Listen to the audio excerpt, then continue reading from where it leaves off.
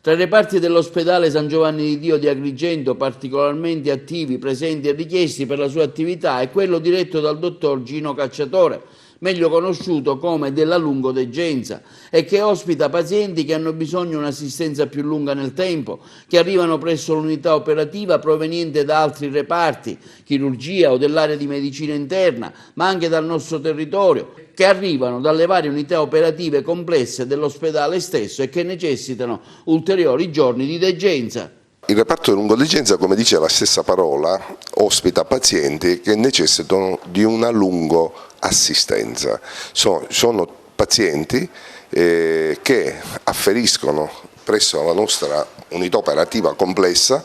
e vengono dai reparti sia di area chirurgica sia di area medica, ma possono venire anche dal territorio.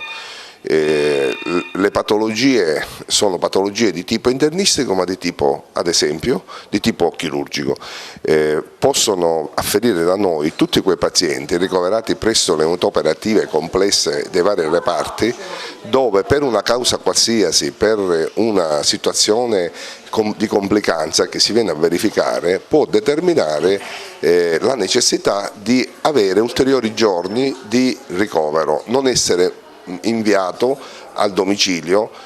nonostante ci siano anche delle dimissioni protette, ma il rischio è talmente alto e talmente grave che non possono essere inviati al domicilio. Questo avviene per i pazienti di area medica, quindi afferiscono da noi pazienti dalla cardiologia, dalla medicina, dalla neurologia, pazienti con problemi di ictus, che necessitano, oltre che una stabilizzazione medica, è importante questo dirlo, necessitano anche di un recupero funzionale che viene fatto attraverso dei protocolli e delle procedure con la collaborazione di fisiatri e con la presenza nel nostro reparto anche di fisioterapisti, logopedisti, cioè personale che si occupa di questa tipologia di pazienti. Devo anche dire che dal punto di vista internistico medico, quindi per la stabilizzazione di questa tipologia di pazienti, abbiamo noi adottato un protocollo che si chiama PAI. Il PAI è un progetto assistenziale individuale, cioè la presa in carico totale del paziente, e viene stilato dal medico che fa il ricovero all'arrivo del paziente assieme al personale infermieristico. Viene steso un programma a breve, a medio e a lungo termine, cioè a 10, a 15 e a 20 giorni. Alla fine dei 20 giorni noi usiamo fare un progetto, una riunione di progetto dove diciamo ai familiari, ma anche al paziente, se è in condizione di capire, diciamo ai familiari e al paziente le condizioni,